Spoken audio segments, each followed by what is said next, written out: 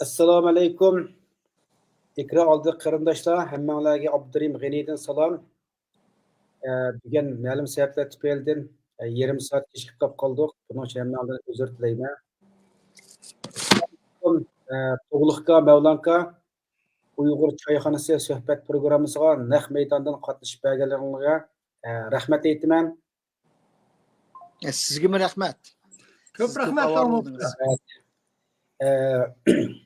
Bugungi suhbatimiz Amerika prezidenti Donald Trampniki o'qib topshirilish murosimiga nazar Amerikaning oltin davri boshlandimi degan temada bo'ldi.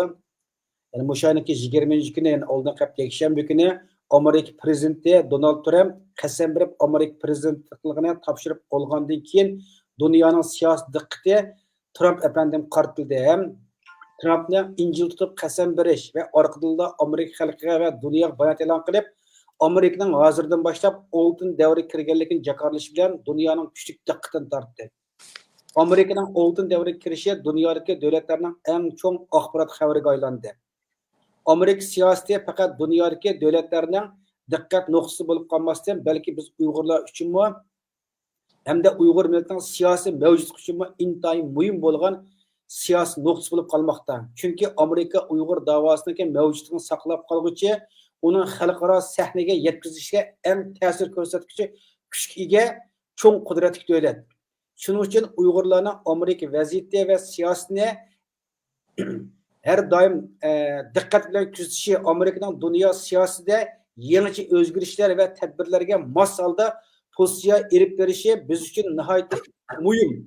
Bu nuqtadan sizlar Amerikaning siyosatida hozir turayotgan afzal sharoitinglar Uyg'ur xalqi uchun texnik chunqur va muhim siyosiy suhbatlar bo'lishinglar uchun ekranimizga taklif qildik.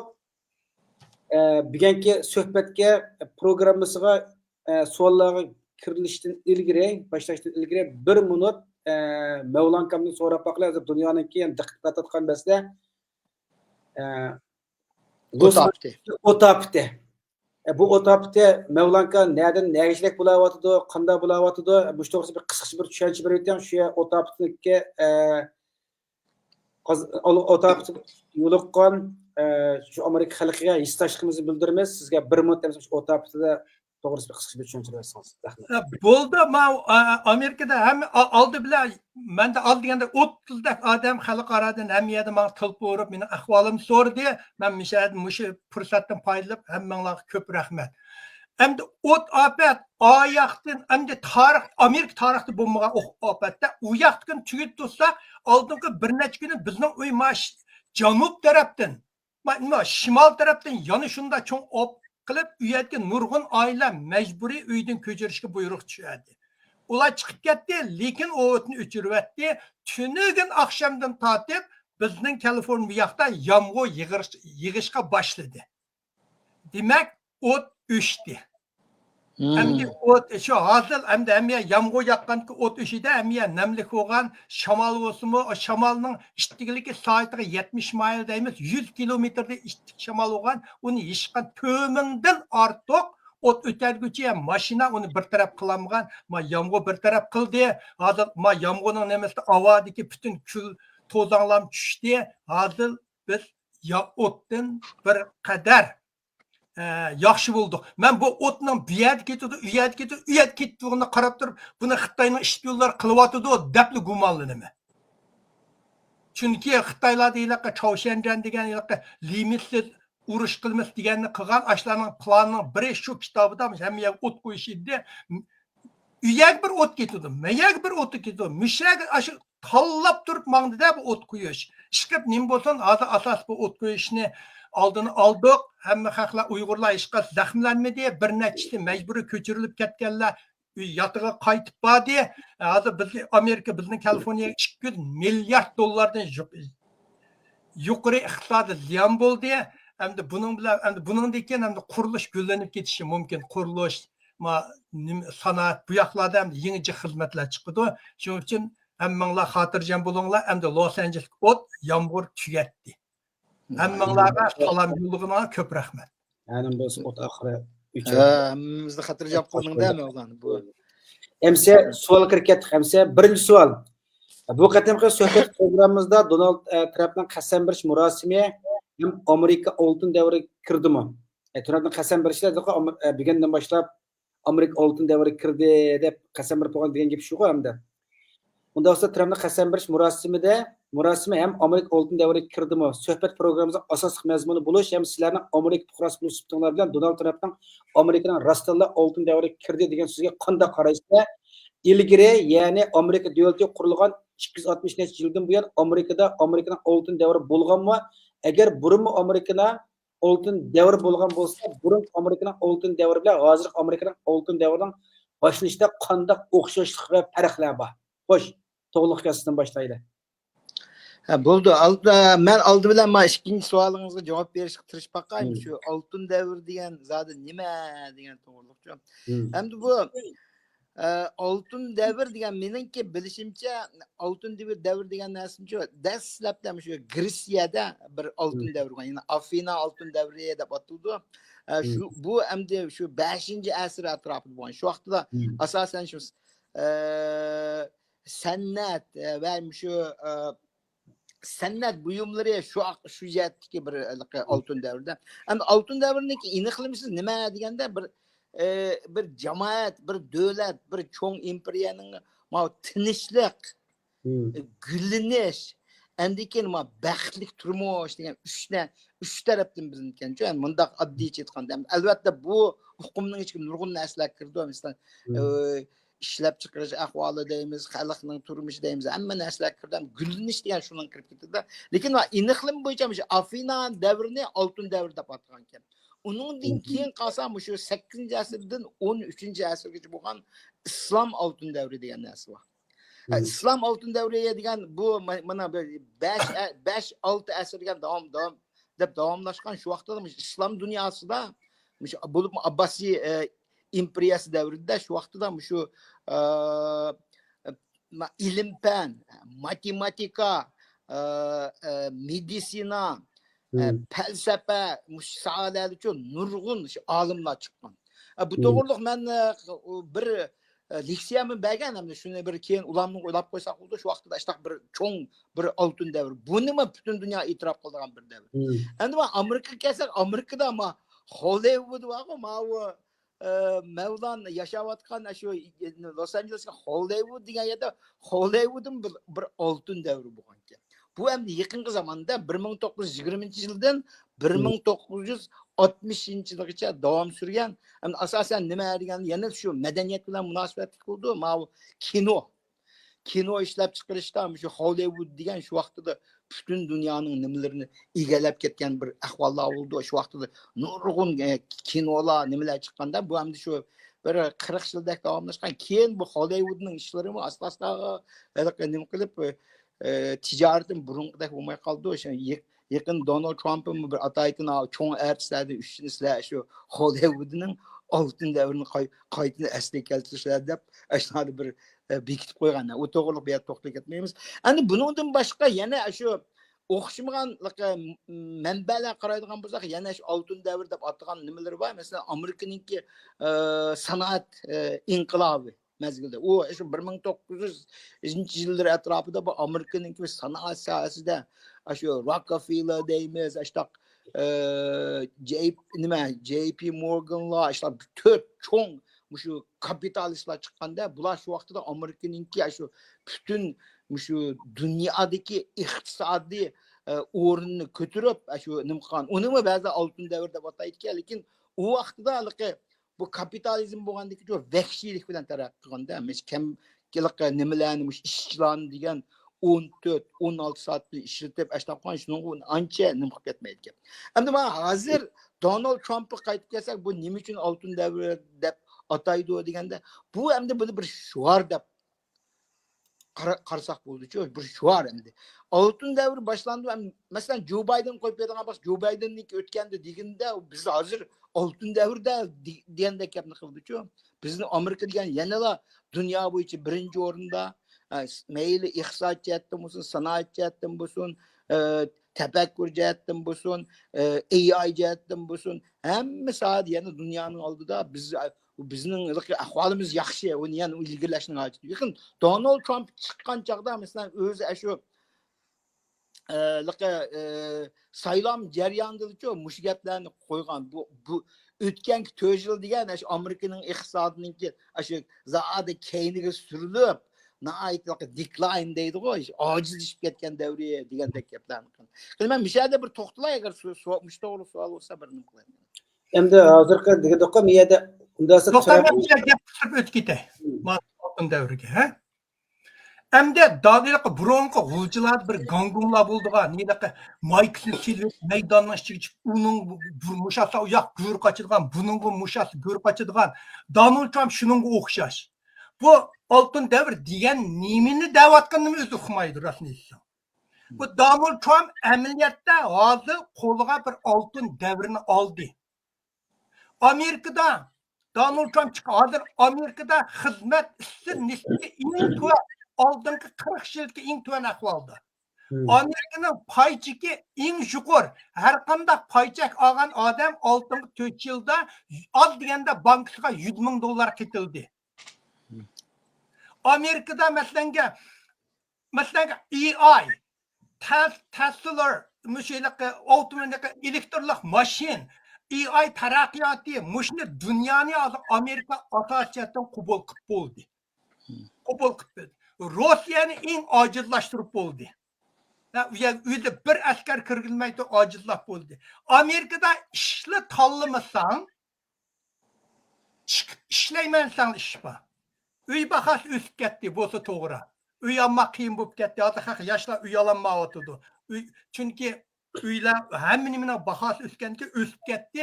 Shuning uchun bu Donald Trumpning oltin davr akilman nima undan keyin Xitoy virusni oldini olib uni kontrol qildi. Asosiyatdan hozir noit hamma jihatdan gullanib ketib qolgan bir iqtisodni Donald Trump qo'liga oldi. Endi buni yaxshilashga bu noit zo'r darajada kuchash to'g'ri keladi. Buningga mushning kucha olamdi, mushningdan yaxshi qilib yeta olamdi. Endi hozirgi buning oldidagi sinaq mana undasi xo'sh. Undasi bu qatimki Donald Trumpni o'qib bo'lgandan keyin qasam beriblarkin o'ziniki ib borgan planlarni o'ttirib qo'ydi-ku, 3-qadamdagi. U nimadan deyilsa qaysi masalani o'ttirib qo'ydi. Ya'ni asosiy shu masalalarmi shu oltin davri kirishniki bir nimasida yo'lida hamda. Ular osh nuqta to'g'risi bir to'xta agar qonun savollarga o'taylik. Hozir ekrandagi slaydlarni ko'rsatsizmi? Shu yerdan boshlab bir ko'rib chiqaylik dedi. Bu endi shu oltin davri deb jakarlagan nima go? Endi bu yerda ma'vo qani rasmga o'taylik, men rasmdagi bir narsani tushuntirib o'tay. Mana sol tarafdagilar endi Cumhuriyet Partiyasining nimalari. O'ng tarafdagilar asosan Demokratik Partiyaning-da. Bu shu Trump qasam bergandan keyinlar endi keyin chiqib ashar so'zlab, birinchi og'iz gap shu, Amerikaning oltin davri rasmiy boshlandi deb shu cho'ng shoarni o'ttirib qo'yib, endi shu boshlaydi. Mana oq tarafda o'tganlarni o'zining oila a'zolari oldiroq turgan J.D. Vance'ning orqadagilar-chi. Endi uning orqadagilar shu kabinet a'zolari. 14 kabinetlikqa nomzod ko'rsatgan 14 ashada qatorasiga tizildi. Nima ediki nima bor Vivek hamda asli Elon Musk ishkisini davlat unumni boshqarish bir bo'limni qurgan emasmi, ishkisini kimlarni boshqaradi. Lekin Vivek men buningdan chiqatdim deb o'zi chiqdi. Hozir Elon Musk yolg'iz qoldi buningda. Buni bu yerda bir dakika ham kendi oqib o'taylik qani. To'xtabdi. Men to'xtab. Sen bu ekran Vivekni men Amerikada hozir xalqni o'ttirdi. Amerikada 2 prezidenti bor. Donald Trump Amerika xalqi saylagan prezident. Elon Musk Donald Trumpning prezidenti. Ya o fikri qo'shilmayman men bo'ldi bu. Vivek bilan Elon Muskning o'ttir ziddiyat bo'ldi. Ziddiyat bo'lgandan keyin Elon Musk Donald Trump $300 million yordam qilib Elon Musk prezidentga ipadi. Ikkita ziddiyat bo'lgandan keyin Vivek chiqib ketishga majbur bo'ldi. O hemen governor bo'lmay bir hükümet. Otururken nimaga o'shaki nima o'tirgan ziddiyatning sababi nima? Nimaga asosiy ziddiyat? Asası bu birinci kıtım Vivek'nin deydiğini men hiç qanday adamni H1 Amerikada sırtdan kelgan yer xizmat qildigan odamlarni H1B viza berdi. H1B. Vivek har qanday adamni chiqarib yetaman, uni kirgazmayman dedi. Mush Amerika biz o'zimizning odamini tarbiyalab, o'zimizning shu aqtalliklar ishsiz qilayotgan ishchi xizmat va yuqori maoshli. Shularni beramiz dedi. Elon Musk bu sirtdan kelganda H1 viza Amerika xalqininki xizmatga muhim rol o'ynaydi. Biz dunyodagi eng chong talantli odamlarni akilmiz dedi. Bu ish ziddiyat bo'lgandan keyin ziddiyatlashgan odam bir qilolmaydi. O Vivekni tushdi. Bu Elon Musk bilan uzun qilolmaydigini, Donald Trump Vivekni qurbon qila oladi, Elon Muskni qilolmaydi. Shu bilan Vivek o'zi istifa berib chiqib ketdi. Bu to'g'riliq mening sal o'xshamaydigan ko'z qarashim bor, lekin bu yerda sallik haqida lekin nima qilaylik? Bundan boshqa kamsa, ikinci qatim Donald Trumpning vazifa o'ltirib, ijro qilgan buyruqlar haqida. Bularni hamda albatta bir 16 moddani tizib bu yerga chiqarib qo'ydim. Hamda bu yerda hammasini tafsiliy o'qib yurmayman, lekin bularning hammasi bo'lganlarini men qisqacha bir tasvirlab o'tay. Hamda Donald Trumpning birinchi kuni qilgan bu 200 ga yaqin shu nimalarni birinchi kunilar o'sha yerda buyruqlarni tushiryapti.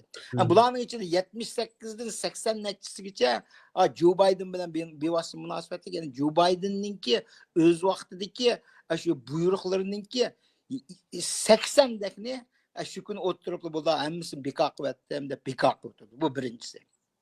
78da bu yerda. Aniki ikkinchi eng muhim buyruq nima deganda, mana bu 6 yanvar var, 2021 6 yanvarda ma'buliq Amerikaning Kongress binosining oldida namoyish qilib, keyin shuning ichiga hujum qildi deb 1000 odamni, 1500 odamni ayblab, bularni asosan qo'lga ep bo'lganda, mushlarning hammasini biroqli o'tirib, o'shada o'zil ashlarning hammasiga kechirim beryapti. Bu bir cho'ng ishda, bu kechirim. Buning to'g'riliqmi? Albatta Demokratik partiya nima qilib ketdi, bu ba'zilar degan jinoyatchi tutsa, andaq-mandaq, lekin Trump o'zining maydonida ching turib, o'zining bergan va'dasida ching turib, men shu hammasini nima qo'yib qo'l qo'yib qo'ydi. Hammasi emas, hamda bir 7-8 qoldi-ku deyman. Haqiqiy jinoyat qilganlar ularni yana ularga bir xil ma'lum darajada kechirim beryapman deb bo'ldi. Bu ikkinchisi. Endi uchinchisi nima? Stop. To'xtab turmaysan. Sen bunu qatoq o'qib chiqib ketsan, har bir nimani sen so'zlagan to'xta, men o'zimdan javobini beraman. Okay. Donald Trump chiqiblar bu bir, lekin bu nimdaysa bu Amerika madaniyatida Donald Trump chiqqandan keyin bir xil nachar madaniyat boshlandi. Bu nima qildi desam, buning madaniyatida masalan chiqiblar hech qanday prezident bunday qilmagan Amerikada chiqib butunlay bu nima so'zni anglasang, men 3 qitim anglab chiqdim buning so'zini. 3 qitim. So'zida boshdan beshidan tortib oldingi prezident Bidenni ayblashga boshladi. Aybladi, hech qanday prezident hozir tarixda chiqib oldingi prezidentiga rahmat etgan, ayblamagan. Bu bir Amerikaning madaniyatida bir oldingi prezidentni ayplash bir nachar bir nimani, bir madaniyatni o'ttirib akeldi bu. Uningdan keyin masalan nima degandek, o 1500 şu vaqt Aqsaroyning ichiga kirib, Aqsaroyning emas, Kongressning majlis binosining ichiga kirgan odamlarni bu pardon qilyapti. Buni qildigan huquqi bor. Amerikaning prezidenti pardon degan, kechirim degan har qanday odamni, Osman bin Ladenni kechirim qilib yetalaydi. Bu kechirim qilgan odamni qayta sudga chiqarmaysiz. Bu Amerika prezidentni shunday huquq bilan bularga ta'minlagan shu huquqi bor. Bidenmi buni aytmasa, Bidenmi buni bilishdan burun Donald Trump nurg'un Biden davridagi odamlarni sudga tortib chiqishdan burun o'zi bilan Biden xizmat qilgan nurg'un odamni oldini ola kechirim qilyapti.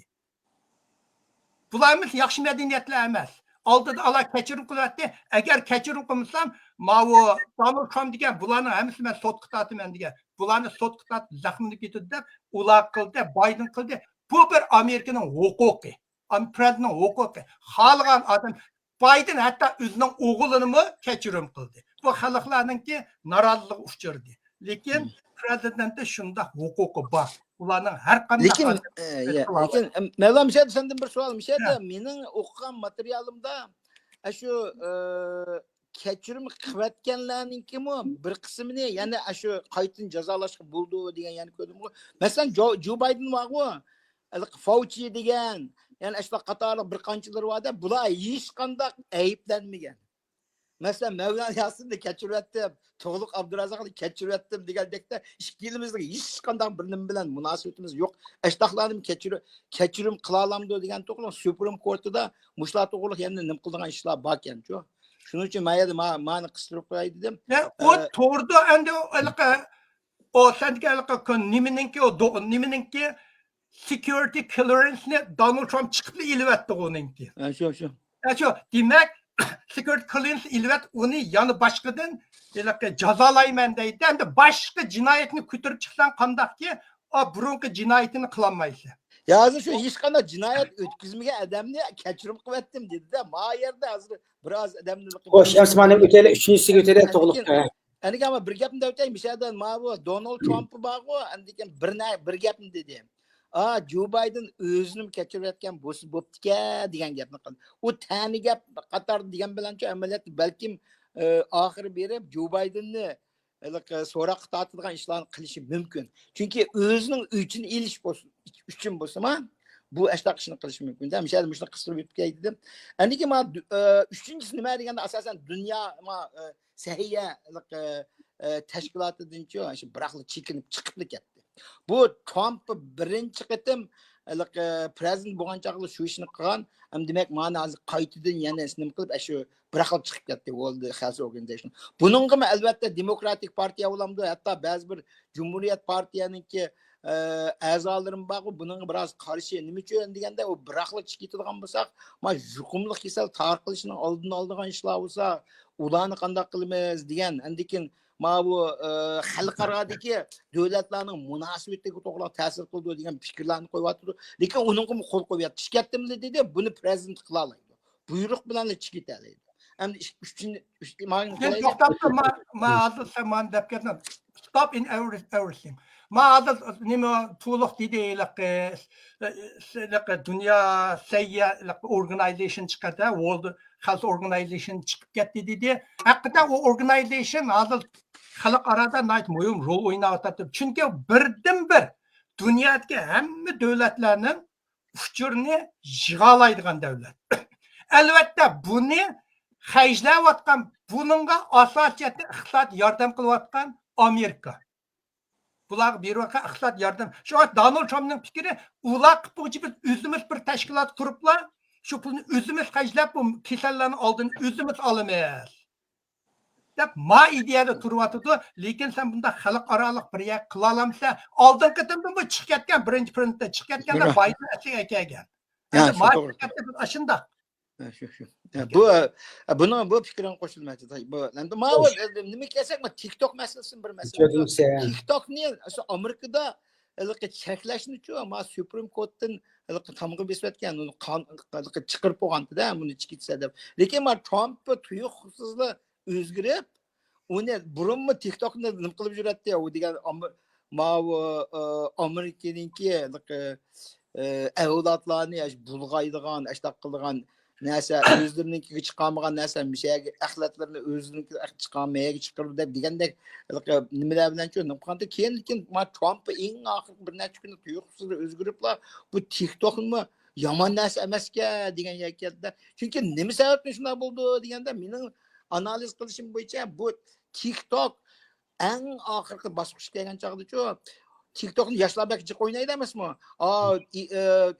Trump'ning o'g'li, andikin shularning uning og'aynlari degandek yoshlar bu TikTok to'liq kelib yurib, ashada nurg'un yoshlarningki nimasini bildini Trump'ga tortib beribdi.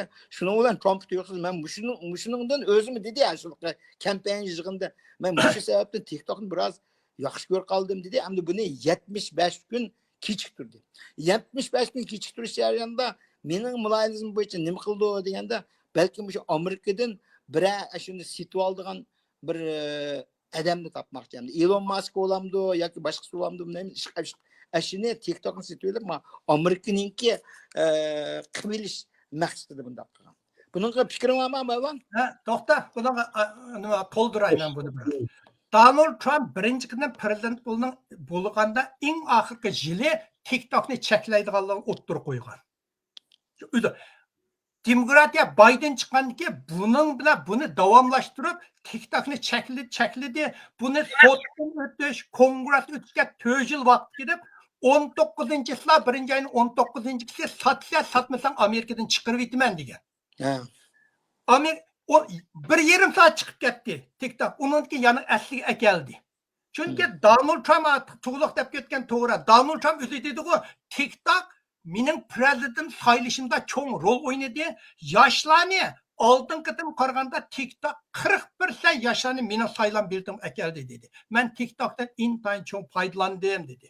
Shuning uchun, lekin bu TikTokning chiqishini amaliyotda Google'mi yaxshi ko'rmaydi, Facebook'mi yaxshi ko'rmaydi, bularning bozorini tatib oladi-da. Shuningla TikTokni Amerikadan chiqib ketishini bular Facebook'larmi, Google'larmi shuni qiladi. Elon Musk'ning aksimi TikTok chiqib ketsa deydi, u chiqib ketsa bularning bozor egallaydi. Lekin Donald Trump buni 75 kun kechiktirdi dedi. 75 kundan qanday bo'ldi uqmaymiz. TikTok bo'lsa Jungo Xitoyning eng chong josuslik organiya dunyoda eng chong Facebook'dan Google'dan jiq TikTokning 2,5 milliard 3 milliardga yaqin user bor. Bil nimasi borda eng jumlayatga bunday tor bitadga eng chong davlat va garajdan eng jiq davlat TikTok. Lekin Amerikaningki iqtisodni o'g'irlashda josuslik qilganda jiq rol o'ynadi. Buning ayrim to'xtamiz.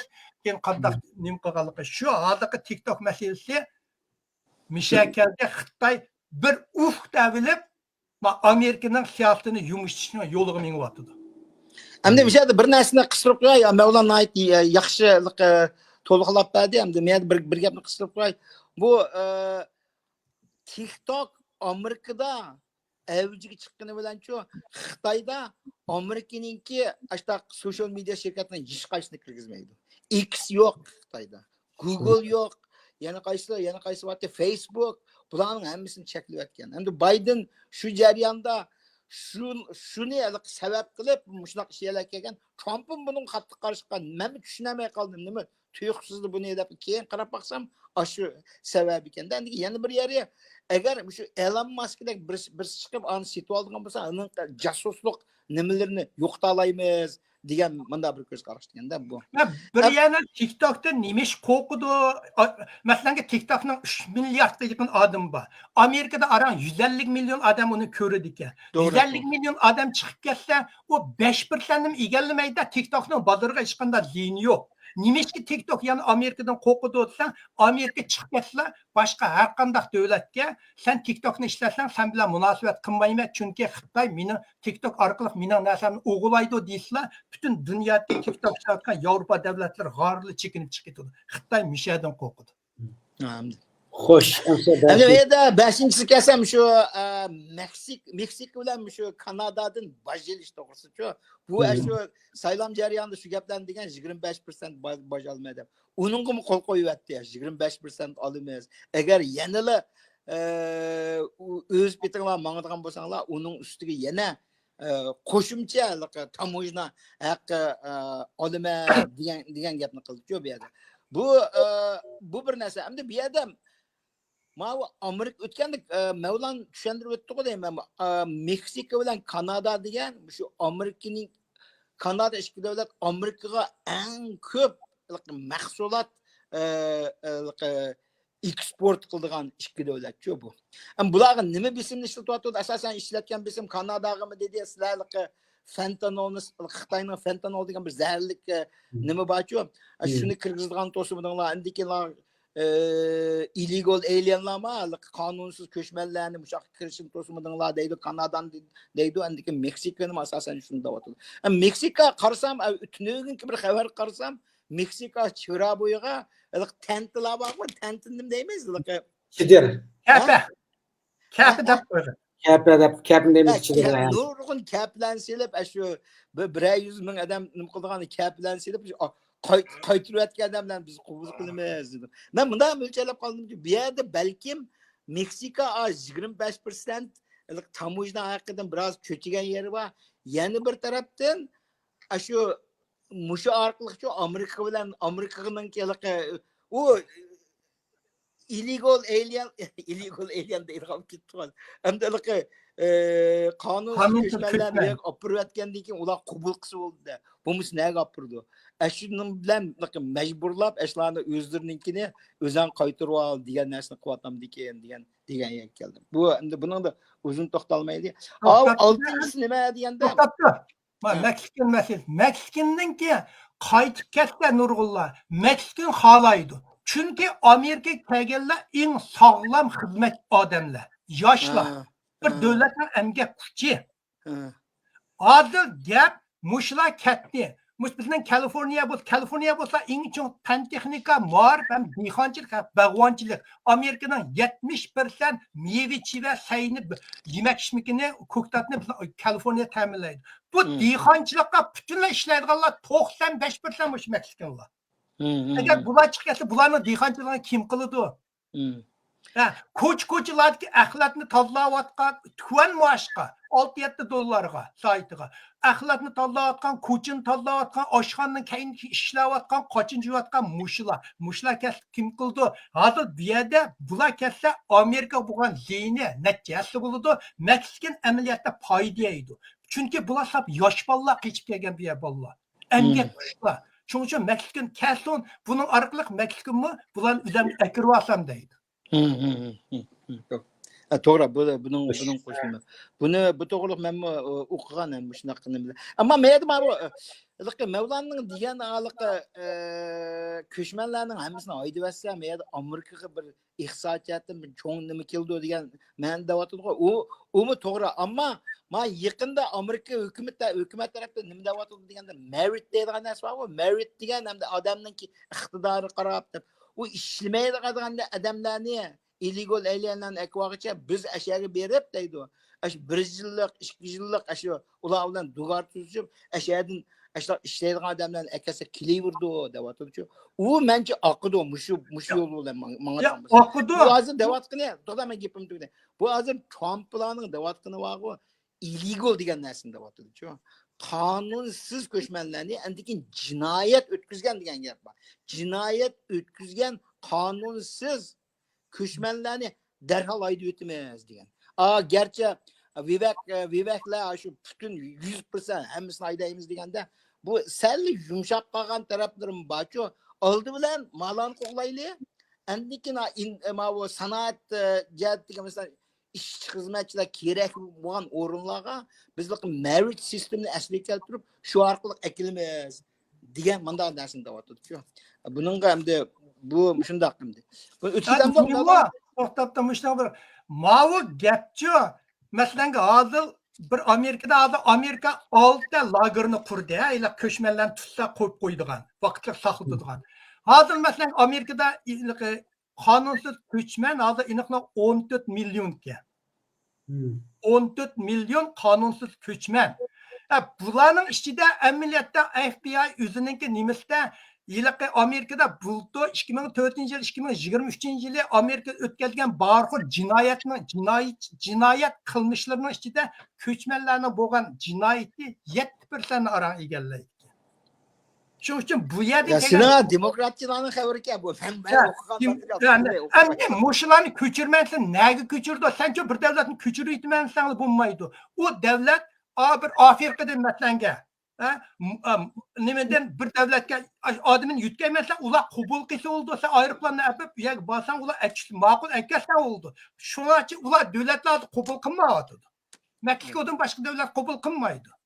Qabul qilmagan sening demoqchi bo'lganing endi krivason, ichitishlik kerakmi? Bu bir masala bu. Masalan, shu ko'chmanlar masalasi deyiladi, ko'chmanlar masalasida Trump degan cho'ng point bilan egallab ketgan. Bu shuningda utdi ham bir hisobda ko'chmanlarni haydayma degan ko'z qarashi bilan utib chiqibdi.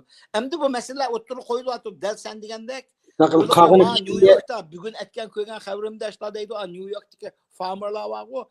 New York'taki farming productlar degan shu 30% tushib ketibdi ekanda. Bu sirtdan shu Qirg'iziston olibdi. Farming degani emas, dehqonchilik mahsulotlar var o. Dehqonchilik mahsulotlardan 30% tushib ketibdi. Uning ustiga deydi, marketim hamdiliqi qo'noq chiqqanda qo'noq teriydigan, yerlarni o'g'itlaydigan, ishlarni chu Amerikalar qilmaydi.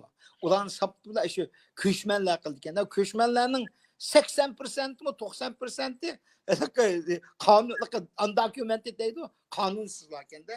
Mundaq ahvollar bor. Lekin shu marriage system orqali bir taraf qilamiz, deyapti endi. Uni uqmaymiz. U bir programda vaqt munosabatlar tezlashtirildi. Hozir yarim soatda ish ketdi. Chunki ma'lum qo'ygan narsa bu qanday ijro qildik, oldindan programma qilamiz, shu chog'dan to'xtalamizda keyin programmalarda. Mana men 6-savolni Mavlon javob bersinmi deyman qisqacha. Mavlon Xitoy qarta bo'lganligi baj to'g'riliqchi Mavlonning xili bilimi jiq buningda. Bu o'zi diksiyam so'zlagan.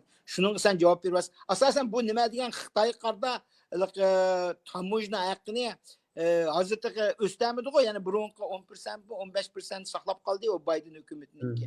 Endi buni o'stiramdi yo'q degan bir masala bor-ku, shunga Mavlon sen xapmay shunga javob berayotganmiz. Ya nima qara Biden o'zligi e'lon qildi-ku, nurg'un masalan oliy texnik narsalarni 50% hatto Biden hukumati 100% o'stadi.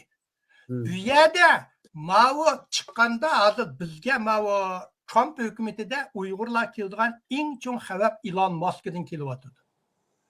Xitoy Elon Muskni Amerika bilan Xitoy o'ttirishga mana kelishim bo'lib deyapti. Elon Muskga Xitoy senin mashinangni Amerika Xitoyda setish yo'lini ochib beramiz deyapti. Anashqa Elon Muskning gapi bor.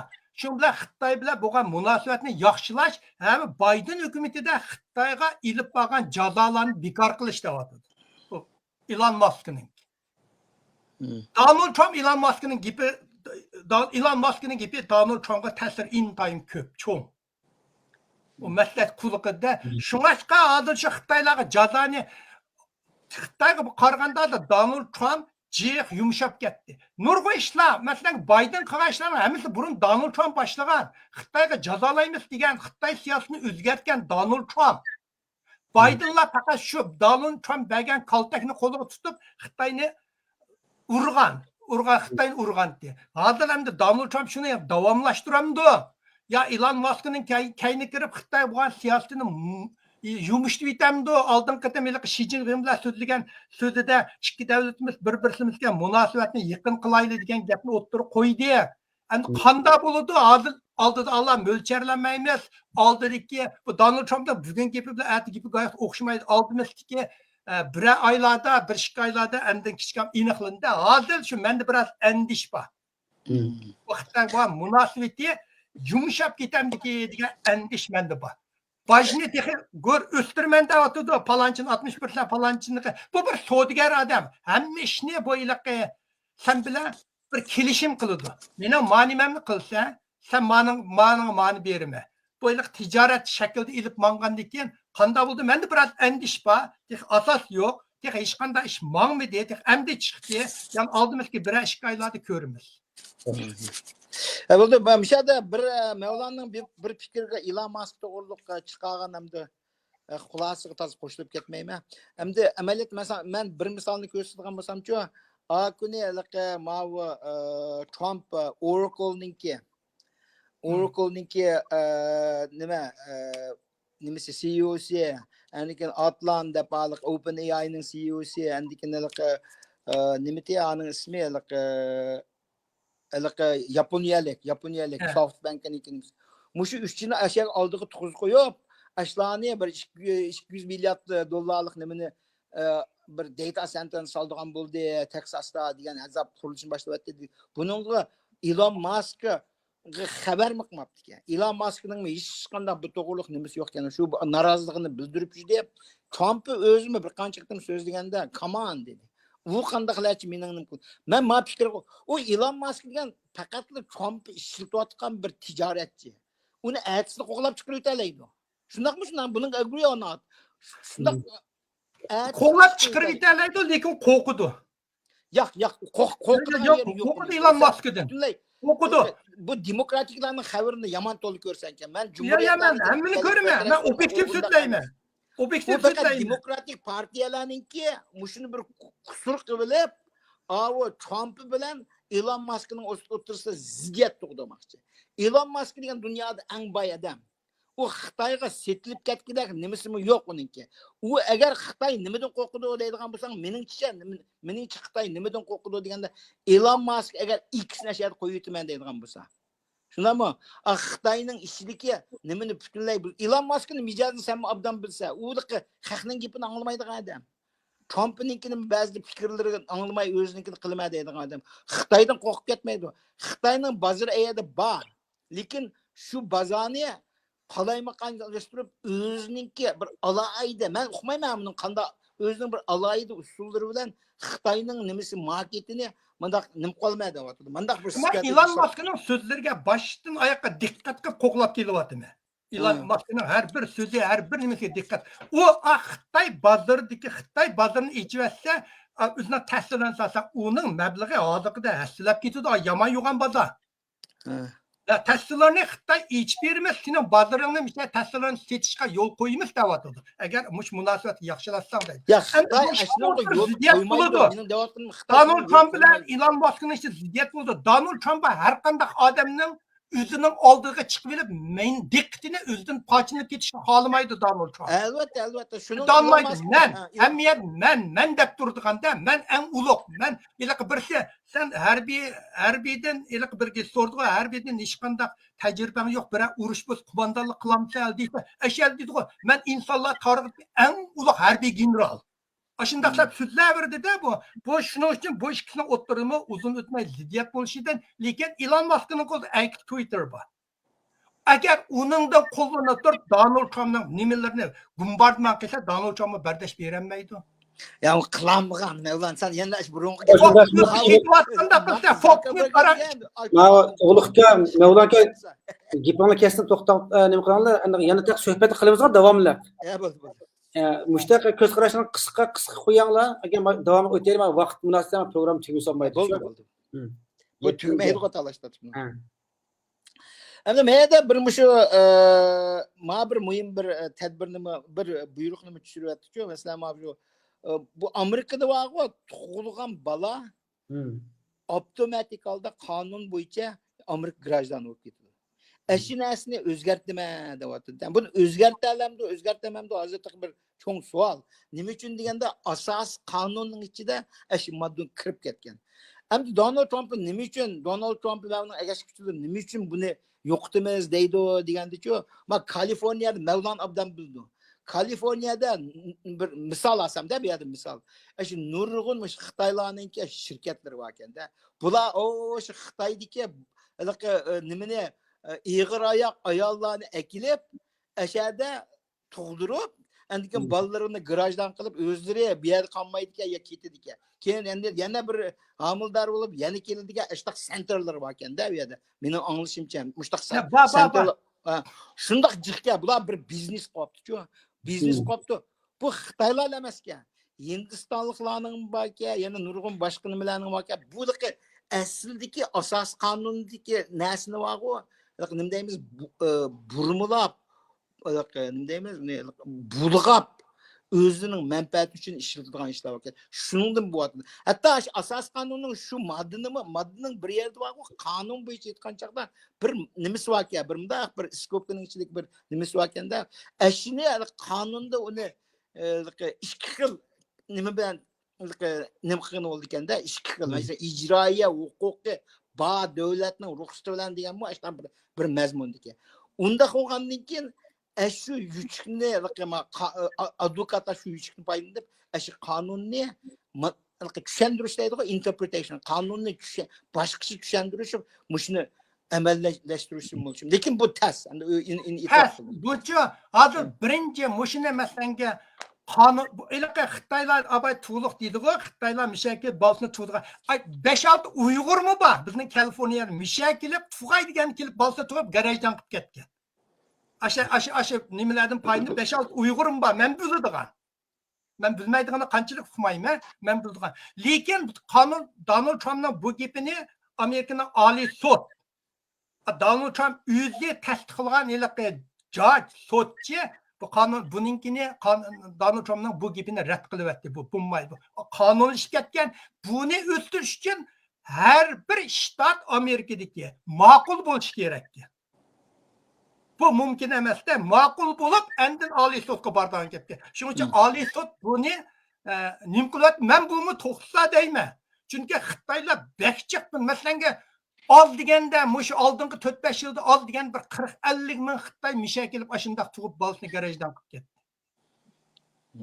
Donald Trump'ning bu siyosatini men qo'llayman. Lekin qonun jihatdan buni bo'lmag'i advokatlar deydi, imkoniyati yo'q. O qonunni o'zgartirish to'g'ri keldi deydi.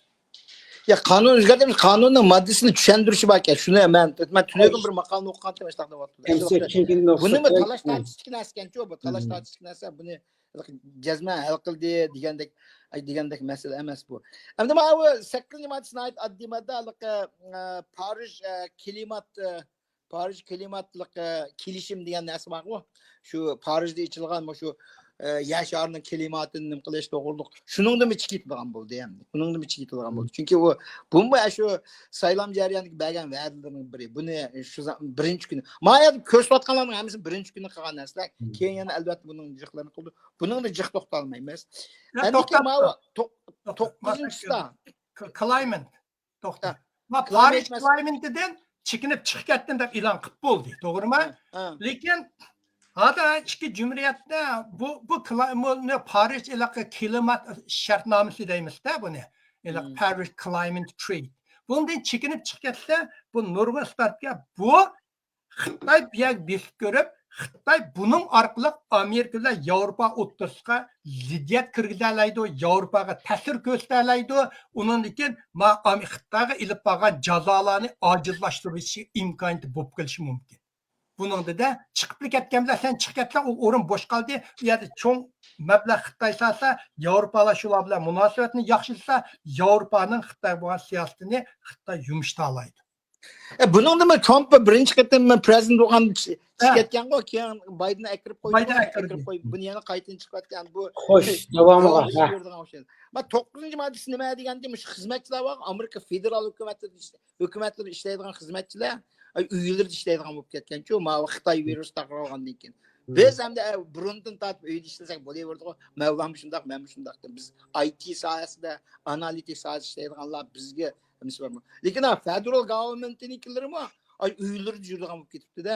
Shuningga Trump chiqiblar, ertadan boshlab, men chiqqan kundan boshlab hammanglar ishxonalar kelsizlar dedi.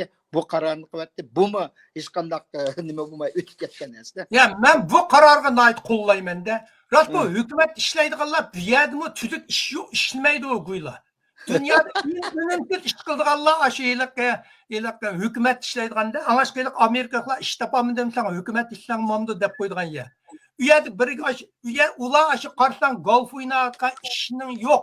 Shu hukumat ishlaydiganlar unumsiz uyda ishlab. Bularni shu demagidek hammasi uyga apasi oldu. Anonki menimcha bularni bir 30% dan hamma ishdan bo'shtibasi bo'ldi deyman. Bu shu nimaning qotqini qilmadigini shu endi Elon Musk'ni. Buningda cho'ng talash tortish yo'q, bu o'tib ketdi deb qarayman. Endi qani yana bir bet kerak. 9-inchi. 9-inchi oyda so'zlab bo'ldik. 9-inchi son nima ekan? Ko'yliqi nima bu? 10-inchi. 10-inchisi keldik ha. 10-inchisi keldikmi? Ben Trump yana bir nimaga qo'l qo'ydi-ku bu nima deganda federalning Amerikaning armiyasini bor-ku, chegara bo'yiga olib shu yerda chegara qo'g'daydigan nimasini qilyapti. Bumi hamda asli Amerikaning qonuni bo'yicha armiyani faqat sirtdagi tajovuzchilar qarta qurgan ekan, armiyani ichki jihatdagi ziddiyatlarga asos bo'lmaydi ekan. Hamda buni hozir bir Trump nima deyapti desa, oyoqdagilar invasion deydi, tajovuzchilar deydi-da, qonunsiz ilm bilan. Shu tajovuzchilar deb qaragandan keyin albatta men armiyani ishlayman deb, armiyani hozir 2500 dek armiyani shu Meksika chegara bo'yiga o'tibdi, yashadi. ular endi qanday ish qildi uni uqmaymiz. Ish qilib bu ishda endi bu chaqqan bo'ldi. Bu ish chaqqan. Endi bu masala kelganda endi bu Amerikaning bu asos Meksiko chegarasida, Kanada emas, Meksiko chegarasida. Meksiko chegarasiga buni avaslab biri bu harbiylar keldigan, hozirlikqa bular uya avaslab pul ketadi bu harbiy bordigan, turdigan ishga. Uning bu pulning o'rni yo'q hozirgacha. İkinci, bunda qilsak biz tarixda tunji qitim bu Meksiko bilan hech qanday orlig'imizda harbiy yo'q, chegaraga harbiy qo'ysak, bir jiddiychilik tarixda bo'lmagan bir düşman hissiyotini ikki davlatning o'rtasida paydo qilib qolmas deydigan strategiyachilar bor. Buni qanday bo'ldi? Bizlar hozir hech qanday bunga predict mo'ljallanmaymiz. Qani ko'rib boqamiz, nereden nega bor. Endi men 11 bilan 12-sini o'sha ikkisini o'tkazdik. Bu birisi musofirlar qarta siyosatchi. Musofirlarning qabul qilishni to'xtatib qo'ydi. Masalan, nimadan kelamdi, Suriyadan bo'lamdi, u yerlarni kelib to'xtatib qo'ydi. Hozir qachonni ichida o'qimaymiz u bir. Ya'ni yana bir modda ama Uyg'urlar bilan munosabatlik, chunki Uyg'urlarning ko'pinchilari siyosiy pana orqali Amerikada qolgan emasmi?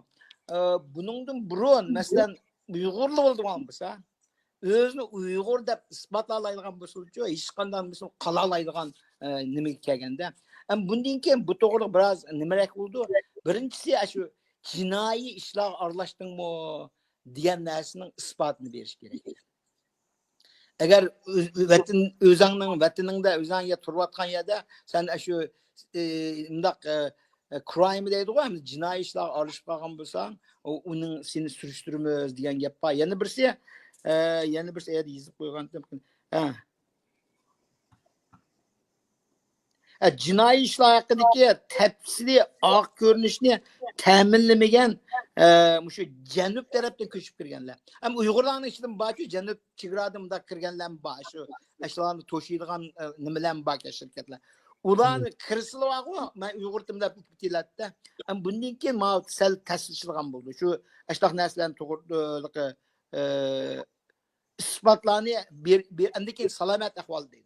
Salomat ahvolini tekshiraydi. Salomat burun mening bilishimcha ba'zilar yog'indan sarang guvasini evilib, o'sha Xitoyda turibchi, doktorxonalarga borsa, voy palonchi pul to'lsa, uni sarang bo'pti degan guvohni nimalarni yozib bergan doktorlarchi.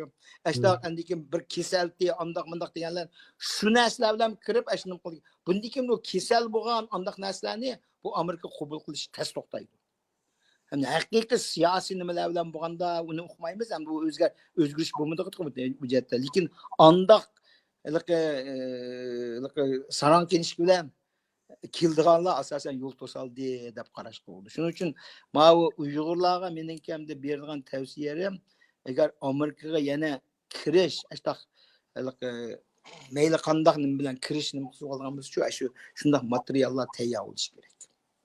Endi xato materialni ko'rsatib bu ayliq hozir siyosatpanani manda qarsan siyosatpanani to'xtatdi. Amerika Donald Trump chiqib siyosatpanani vaqtincha shu. Lekin Uyg'urlarga, Rubiolarga hamda oyoqda Uyg'ur Amerika birlashmasining odamlar bilan so'zlashmoqda ular mingyotida Uyg'urlarga alohida bir kanal ochamdi. Aniq emas vaqtgacha uni to'xtatdi. Bu birinchi bu. Ular musofirlarni Afg'onistondan kelgan 1600 odamni bir xil to'xtatib etdi. To'g'rimi? O 1600 odam degan Afg'onistonda Amerikaga ishlagan, Amerika askarlari bilan to'y qilgan, Amerika butun xizmat ular u yerda qilib qolsa, Afg'onistonliklar ularni e'laqi nima xoin deb o'ttiribdi. Shu 1600 odam ashada Amerikada uni to'xtatdi Donald Trump. Ular 1600 odam qanday bo'ladi? Uning ahvolini texnik uqmaydi. Hozir texnik nurg'un siyosatlar yangi boshlandi bir hafta. Hammamiz guldir chiqyotdi. Texnik qaysini endi mingib turib, otgun keyin ma bo'lmaydi ekan. Endi bu esingda chiqib ketmasin, bu tijoratchi odam o'zgarib turdi. Hey, mani qilsam ziyonga, mani qilsam foydaga deb nurg'un siyosatlarni otgunga o'zgartirib ketishi mumkin. Ma bo'lmaydi ekan. Bu iliqi bir foyda bo'yicha mangmaydi. Amaliyotda qanday bo'ladi? Amaliyot qarab, mansam bo'ldi ekan, davomlashadi. Mansam bo'lmaydi ekan, o'zgartib ketadi. Bu Elon Musk bular mesela ticaret qilgan hayotida bir tim pul yo'q, chiqib o'zining irodasi bo'yicha ish qilib o'zi millioner bo'lganlar.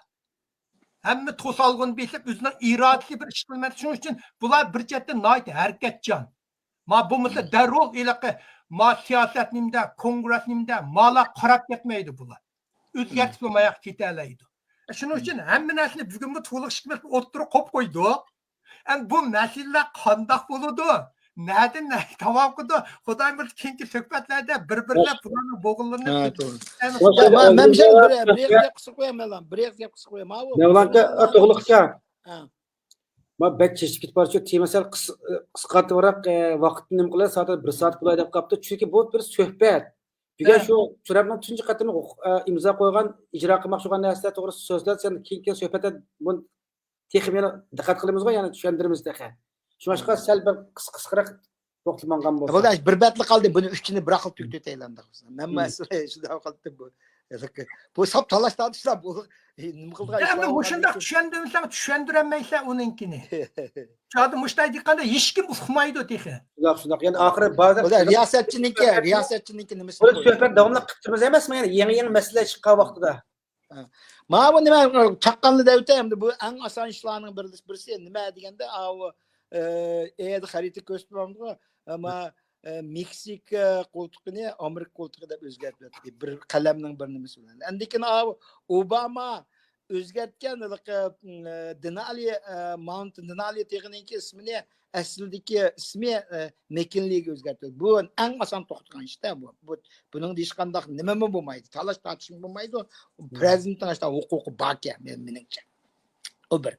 Bunu da münazirlik kısak keyin qilib şu. Endi Trump yana bir ma 16-chisini nima deganda Trump 14-chi Trump xalqning turmushini osonlashtiradigan ba'zi bir buyruqlarni tushadi. Uni mustaqil deb o'tay.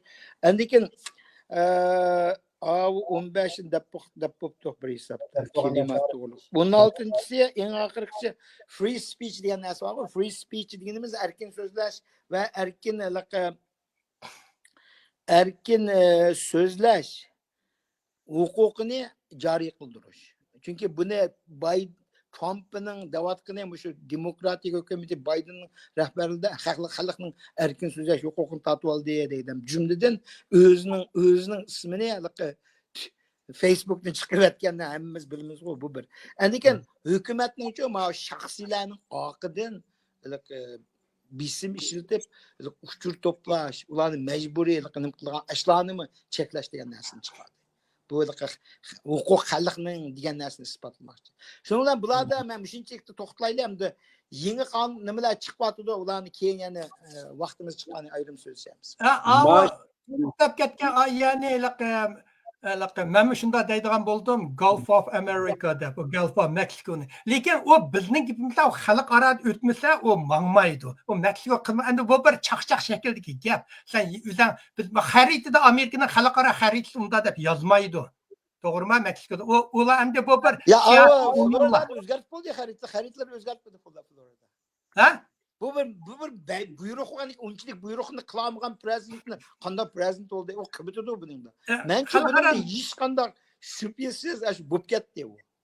Chunki Meksika berib, hozir Meksika nima deyapti desa, Meksikaning prezidenti qo'pib, men Amerikaninki shu butun janub tarafni nima Meksiko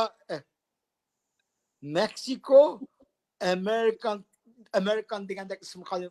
Shu Kaliforniya umi qo'yib deb o'zining xaritasi qo'yaverdi u prezident. Shu umi Kaliforniyani adil ki bizning Kaliforniyani asli Meksikoning yeri emas bu. Meksiko qilaman davatida u yoqdan. U birinde bular endi ilaqa cho'ng ilaqa rol yo'q bunda qiladi. Masalan, Elon Musk tushunigan qo'plar ilaqa English Channelni. Ilaqa Fransiya bilan ilaqa Angliya o'rtasidagi channelni, English Channelni uni George Washington Channel deb so'zlaymiz deb u xaritasiga qashta chiqarib qo'yibdi. Endi bu ishlar cho'ng adilcha siyosat cho'ng ta'sir ko'rsatmaydigan oldimizda erkinjonligi nihoyat ustun narsalar. Oldimizda o'zgarib turishi mumkin, nimalar bo'ladi texi. Yangidan chiqdi o'tirib, go'rli chiqdi, bizni go'rli bugun to'plab qo'ydi. Okay. Asta bular. Xudoyim buyur. Yani bir ishni misha deb qo'yay. Hı.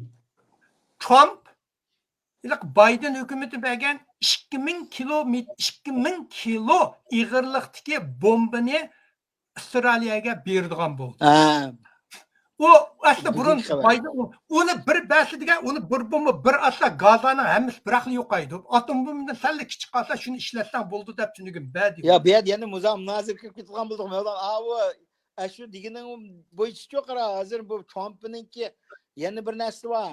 Bu Misr bilan yendik yana qaysi davlatda shularning prezidenti bilan so'zlashib, sizlar avu Gazanınki nimadan ko'chmanlik Aholini ko'chirib ketinglar da atoni. Endi u yerni Jordan bilan bombani chiqishlar. atmoqchi deb o'ylayman. Men bu shu. O bo'shlikni o'tib bombani pong'ida atadi, nima terroristlarni o'ltirdik deydi. Bitti ish degan.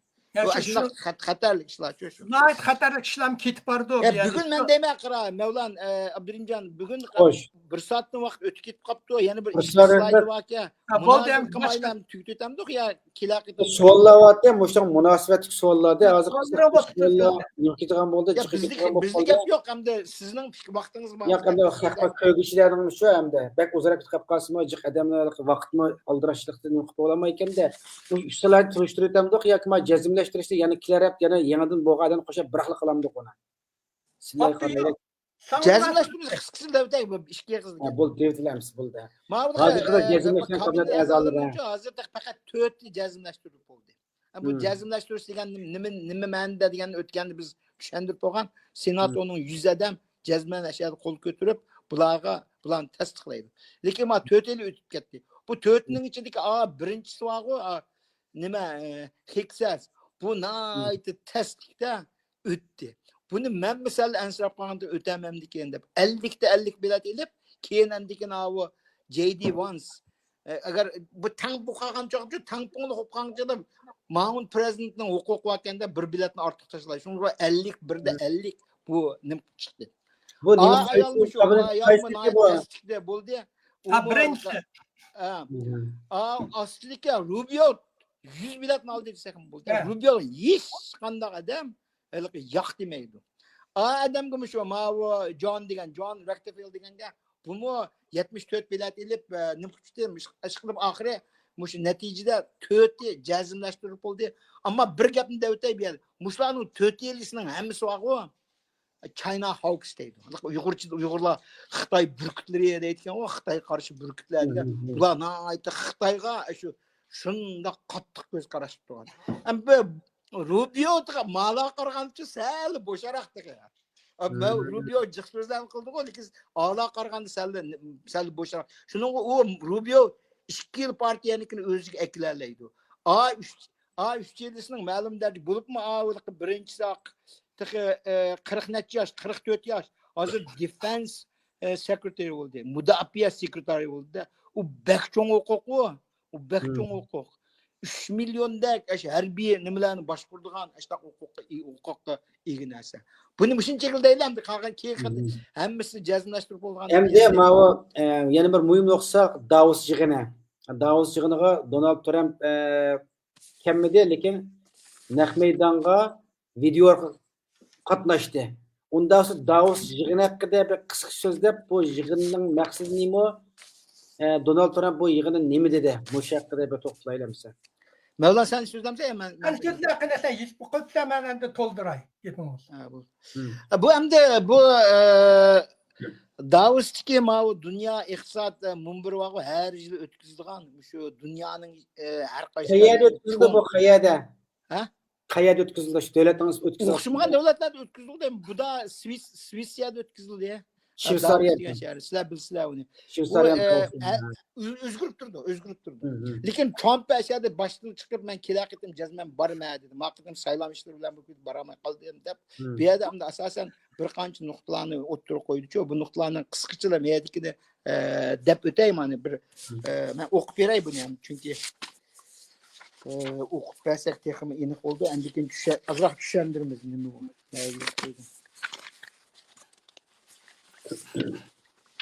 Bir minut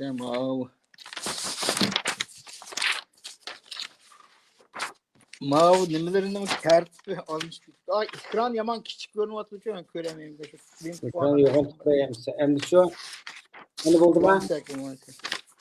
Wait, ne yapacak bu? Ey, Fıkamanda sizi okuyatın aşağıdaki nani. Ben taz közüm taz. Dünya iqtisodimon biri Amerika birinci deganlik, Amerika yolg'iz deganlik emas. Amerika kuchaysa dunyom teng kuchaydi. Amerika Qo'shma Shtatlarining prezident bo'lishi bilan men har vaqt Amerikaning manfaati, bizning shirkatlar va xalqimizni qo'g'dayman. Amerika tijorat uchun uchuq. Biz qaytadan raqobat kuchiga ega bo'lamiz. Agar ba'zan davlatlar boshqalarning manfaatiga qarshi sistemadan foydalansa, biz hargiz erkin va ochiq savdoni qilmaymiz. Biz faqat odil bo'lish shart ostida erkin savdoni qo'llaymiz. Amerikaning ko'chmanlar siyosati o'zgarmay shu payt turib qoldi. Biz navbatdagi oila a'zolari asos qilgan ko'chmanlar siyosatini o'zgartirib, layoqatli sistemaga o'zgartiramiz. Ya'ni yangi ko'chmanlarning davlatimizning iqtisodiga to'p qo'yish qobiliyatiga qarab tanlaymiz. Bu hem de şu Trump'ın şu Davos sözlüğünü bir hesapmış Amerika'nın kelgüsüdeki taşkı siyasetleriga qarta bir buyruk badi dep qarsak boldu çö meningçe.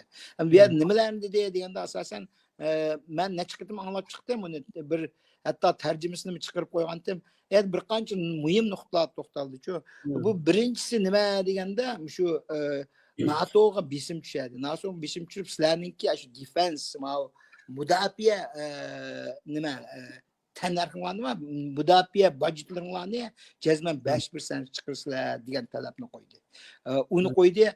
Andikin avu Rossiya bilan Ukraina urushini to'xtatishga sizlar ko'proq kuch chiqarishinglar kerak. U bu degan gaplarni qildi. Lekin NATOdan chiqitma degan gapni qilmadi hozirgacha. Uningdan burun NATOdan chiqitimiz degan gapni qilgan. Trump o'zimi kendi aytdi, biz NATOdan chiqitadigan niyatimiz yo'q deydi. Ama o'zining deyishicha bizni salda adilsiz bo'lib qarayotdi. Biz sizlarni qo'g'dayotgan ekan, sizlar nima uchun o'zinglar nima qilmaysizlar? Hatto ba'zi bir nurg'un davlatlar to'lamay kelyotdi. Men tunji qitim bo'lgancha to'latkizgandim, bundan keyin to'latkizma degan narsani bo'ldi. Bu Yevropaning muhimligini Trump obdan bildi deb qarayman. Chunki garchi ba'zi vaqtlarda Yevropa bilan nima chatdig'im. Biz men degan America first. Amerika birinchi o'rinda turadigan nim bilan chiqqan, u boshqa davlatdan undaq emas. Bu butun dunyoning bu Trumpning nimasida butun dunyoni ma'lum jihatdan kontrol qiladigan bir ideyasi bor ekan-ku. Men shu farazni qo'ydim. Bu endiki yana bir nima deganda, muhim ish nima deganda, Saudiya Arabistonning shahzodasi Bin Salman'ın ait mahtap nima qildi? Chunki Bin Salman shu Amerikaga 600 milyar dollar mablag' soldiganga ma'qul bo'libdi-ku. Endi bu Trump chiqib endi uni bir necha yig'iz maqtab, endi shu pulni 1 trillionga chiqargan bo'lsa deb shu talabni qo'ydi-da. Endi mencha Saudiya Arabiston qanday qaror chiqdi o'qamaymiz. Mencha balki mashinaning opirish mumkin. Bu endi Xitoyga nisbatan bir zarba bo'ldi-ku. Chunki Xitoy O'ttir Sharqning ta'sirini xeli kuchaytirib olgan. Agar Saudiya Arabiston degan Makka, Madina shu yerda islom dunyosida cho'ng nima o'ynaydigan bir o'rinda, agar shu Saudiya Arabistonni Amerikaga keltira oladiganlar bo'lsa, hatto o'zi Trump o'zimi dedi-ku, Saudiya Arabiston shuni qilgan bo'lsa, men eng boshda deydi. Boshqa hech narsa bo'lmasdan Saudiya Arabistonga bormayman dedi. Bu tunji qitim emas taqqan. Tunji qitim prezident bo'lganda, Saudiyaga borganda o'nqi hech qanday chet elliklarga, bu kofirlarga tutqizmaydigan qilishni tutqizib, shu saroylarning o'rnlarining ichiga akirib qildi-ku, esinglarda bor. Budan shunday qilish mumkin. Bunday qilishim mumkin-da, lekin Trump o'zimi dedi, men shu yerga bormayman dedi. Lekin Xitoyga bormayman degan gap hozir chiqdi demidi. Ba'zilar qarsam Xitoyga tunji davlat Xitoy bo'lib berish mumkin degan gaplarni uchun mencha Xitoyga oldi bilan bormaydi. Uning oldi bilan bormaydi. Shu narsa bo'ldi. Lekin bu yerda ham Xitoyning gapi chiqyapti-ku. Bu dunyo iqtisod munbirida Trump Xitoy to'g'riliq o'zining maxsus so'zicha ancha gap qilmadi. Faqat eng oxirgi kelganda bir savolni so'radi. Savol so'raganga o'ziniki tutgan pozitsiyasini javob berdi va Xi Jinping bilan men yana yomon emas chiqishimi, u agar bizga haqsizlik qilmaydigan bo'lsa, ya'ni birga ishlab keta olamiz deganlikni biz anglasak sal g'idimiz keladigan bir gaplarni qildi. Lekin bu yerda yana Mavlon deganda, bu yerda Trump o'zining bir tijorat bilan bu bir ticari kelishimga kelish uchun bir xizmat ishlayotdi deb qarayman. Mishar to'xtay bu yerda. Mavlon. Ma Trump'ning mavu ilaqa Yevropani sizlarning Gollandiyamishning ichida haqda harbiy mudofaa pulini o'stardi degan hamma Amerika qiladigan qo'llaydi buni. Biz qo'g'davotsak, sening 90%, 95% harbiy mudofaa pulini nimishga biz chiqirmiz sening davlatingga degan bu Amerikaliklarning hammasining ko'yinda. Lekin u Amerika uchun muhim. Shuning uchun bu yerda Yevropaga bisim ishi to'g'ri. Al Arabiston bilan 600 milliard dollarni mablag' soldigan bo'ldi. Chunki bu ikki masala. Birinchi 6-oyning 26-yili, 6-oyning 26-kuni buldi. 2024-yili kuni OPEC Amerika 1970-yilda qurgan OPEC degan dunyo neftni boshqaradigan. 50 yil o neft faqat dollarni olsa, boshqa pulni olmaydi degan. Shu dollarning kuchli yerining biri. Har qanday davlat neft olsa, avval dollar bo'lishi kerak. Buldi 6-oyning 26-si o 50 yil muddat to'shdi. Uni texi yenilanmadi. Saudiya Arabiston yenilayli demedi, Amerika mı yenilayli demedi. Saudiya Arabiston boshqa davlatlar o'zining puli bilan neft ilishni yo'lga qo'ysam degan umidda bo'ldi. And Amerika and Donald Trump Saudiya Arabiston berib uni muhim shaklda keltirib, boshqa davlatlarningki neftni dollardan boshqa yo'lda ilishni oldin to'smoqchi. Dollar, masalan, hamma davlatlar dollar o'zining puliga neftni ipkasa, Saudiya qo'rvasa dollarni xalqarodagi zarbasiga cho'ng zarba berib o'tadi dollarga. Shuning uchun Donald Trumpning yo'li aqlli bir yo'l. Saudiya Arabistonni g'atti o'ziga tortib akiladi. Endi Saudiya Arabistonmi masalan Falastin bilan qari yo'q. Falastinda og'zi deb qo'yganlar Falastin bormi, uning hammani Isroiliya ilib olamdi. O Saudiya Arabistoncha hech qanday roli yo'qli bir yer u. Rasman ash xalqni diqqati bo'ldi, chatdi yo'q. Endi Donald Trumpning yana bir Saudiya Arabistonni xush qilgan yeri, Donald Trump Iranni qattiq jazolaydiganga va'da berdi. Saudiya Arabistonning nimasida Isroiliya degan terroristga kasal deydi. Shiyalar jurgimistga kasal deydi. Shuning uchun ular uchun birinchi dushman Shiya. Shuning uchun hojatga qattiq zarba bergan bo'ldi. Jumla Saudiya Arabiston 600 milliard dollarni oson pul emaslarniki Gollandiyaning yillik GDP'sidan oldimizki 3 yilda ben aytib qo'ygan oldimizki 3 yilda Amerikaga mablag' soldigan bo'ldi. Onki Saudiya Arabistoni u pulni mablag' solmasa, u pulni soldigan yeri yo'q, cho'qim bir yer selish kerak. Bir yer qo'yish kerak u pulni. Bir Amerikaning zoyimini oldi. Saudiya Arabiston butun topgan pul Amerikaning zoyimini oldi. Endi ham shuning bilan mablag' solsa Amerikaning ilm-fan texnika, yuqori maoshli xizmatlariga cho'ng foyda bo'ldi. Amerikada xizmat oz emas. Hozir chiqib ko'chaga chiqqan xizmat topsa gap shu, vaqtliklar yuqori maoshli xizmat o'ttirib, unda ishxonada o'ttirib, yuqori maosh xizmat kerak. İşlemaydi-da. İşlemaydi pul tepish. Masalan, bizlarning qilayotgan to'lashki masalan qildigani shu. Ishxonada o'tiramiz, uyda o'tirib ishlaymiz. Maoshimiz shunday yaxshi, hammasi deydigani mushunda xizmat deydi. Va davlatdan shu xizmatni akab beraman deyapti. Men 600 milliard dollar shunda 600 milliard dollar mablag' soldi degan so'z, uning deganda 2 million ashunda xizmatni akiladi.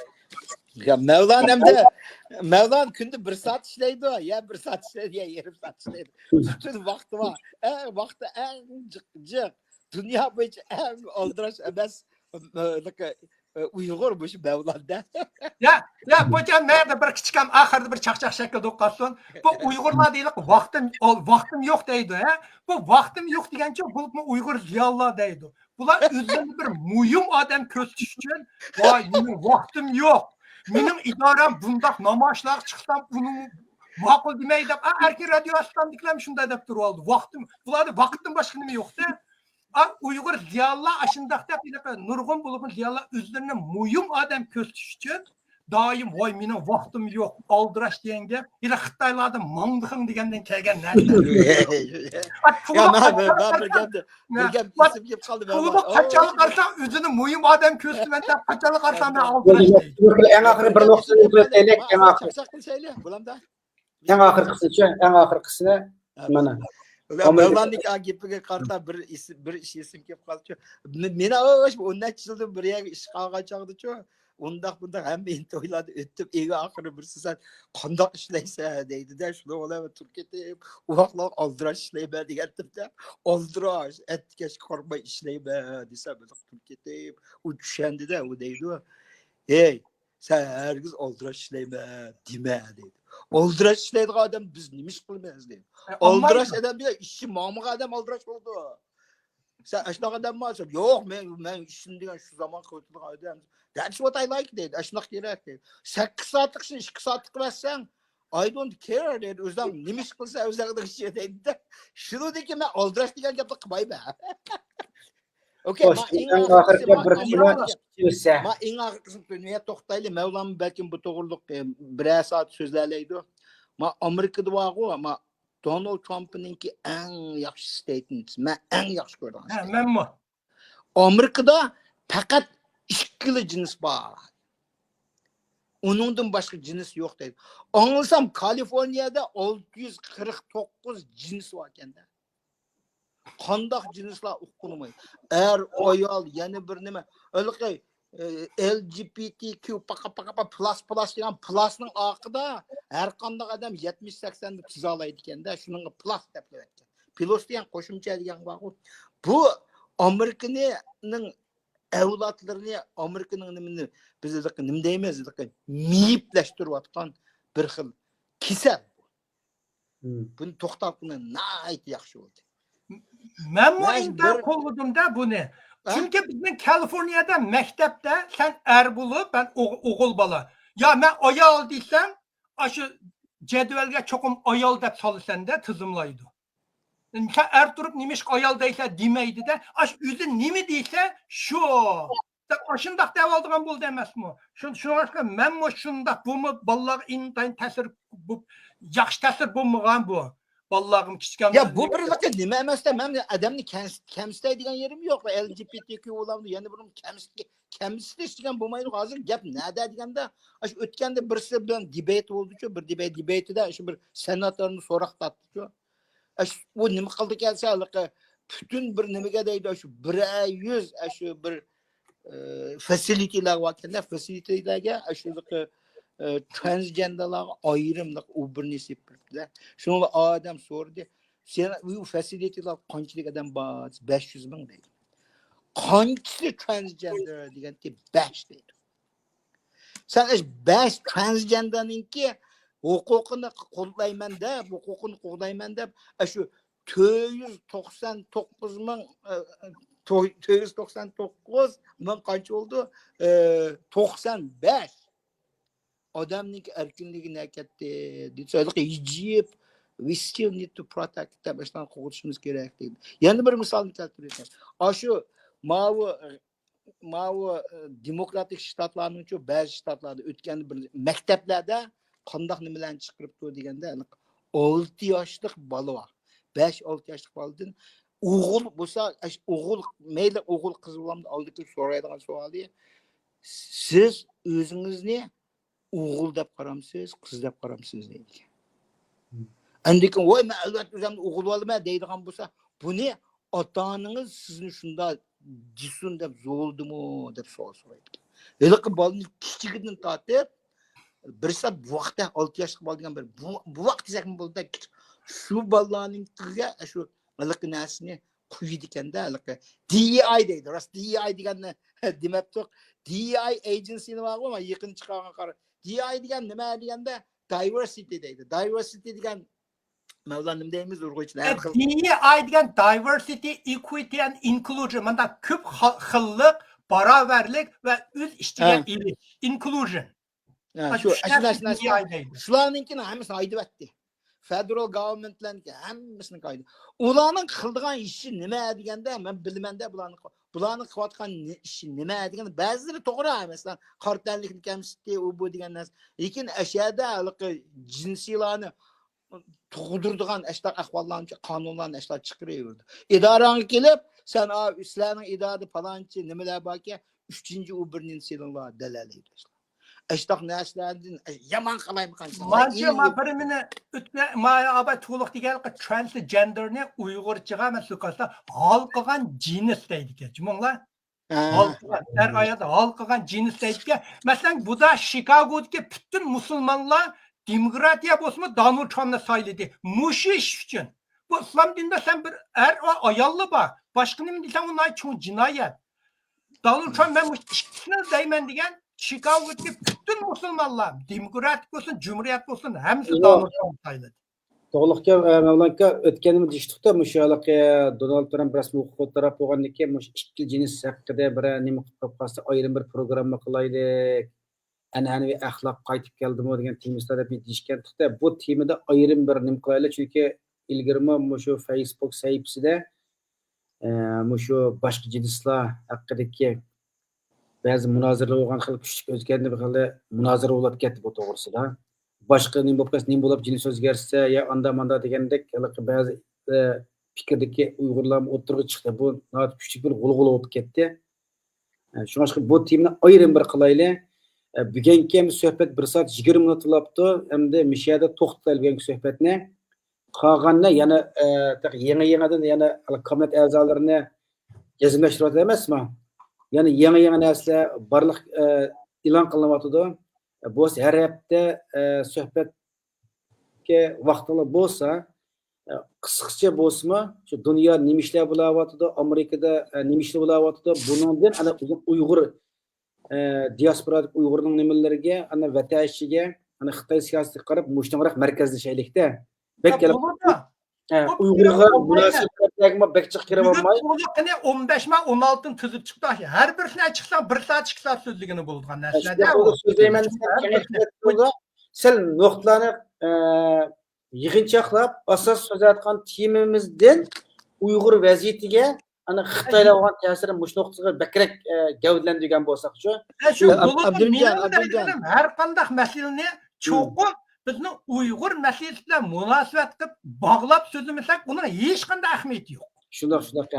Abduljon bir ijozat qilsangiz meniki shu ekran oldidagi anglag'uvchilarga bir tavsiyam bor. Xo'sh.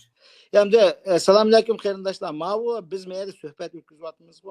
Mening bu yerda tavsiyamchi, sizlarga involve qilinglar mendashlar. Savol so'ranglar. Mavlammi yüz to'g'ri adam emas. Mana ko'rib turibsizlar, men unikini xato deyman ba'zi yerlarni. U menikini xato deydi. Ma munozir degan narsa bo'lsin-ku bizning. Biz Uyg'ur bo'libmi chet el yashayotgan Uyg'urlar ma erkinlikdan foydalanib munozir degan narsaga qo'shilaylik. Xato fikr deganning-ku xatosi bo'lmaydi. Munozir qilishda fikrning xatosi bo'lmaydi.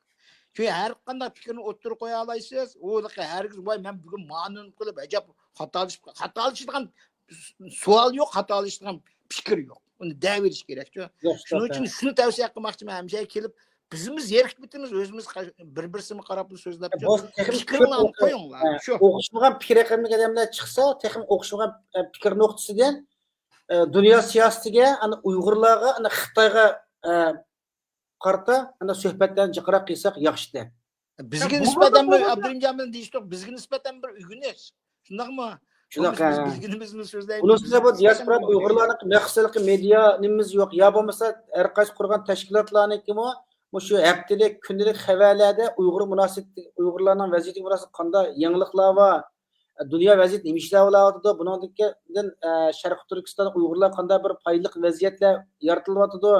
Xitoylarga qanday bir kuchlik nimalar o'tirib qo'yilyapti degandek mushta nuqtalarda ko'proq munozirlar bo'lsa bo'ladi. Shuning biz bo'lib qolsa hafta shu yig'ib bir hafta ichida qanday yangiliklar bo'layotdi, dunyoning siyosati nima ketyapti, buning Uyg'urlarga ta'siri mushinga yig'inchoqlar asosida qisqa suhbatlarni jiqroq qilaylik. Shunaqa texnik ko'p qarindoshlarniki bo'lsa mutaqa o'zimi bir ekranga chiqishni xolasa o'xshamagan nuqtalarda suhbat o'tkazsak. Bo'ladi hamki. Köptün köp rahmat. To'g'liqdan Rahmat Abduljon, sizga rahmat. Ko'p rahmat. Taqtib qo'yinglar, taklif fikrlar qilib qolsa, biringlar har zamon ekrandagi suhbatni texnik unumli, jonliq ilib berish orqali sizlarni qo'llab-quvvatlashinglarga ehtiyojimiz bor.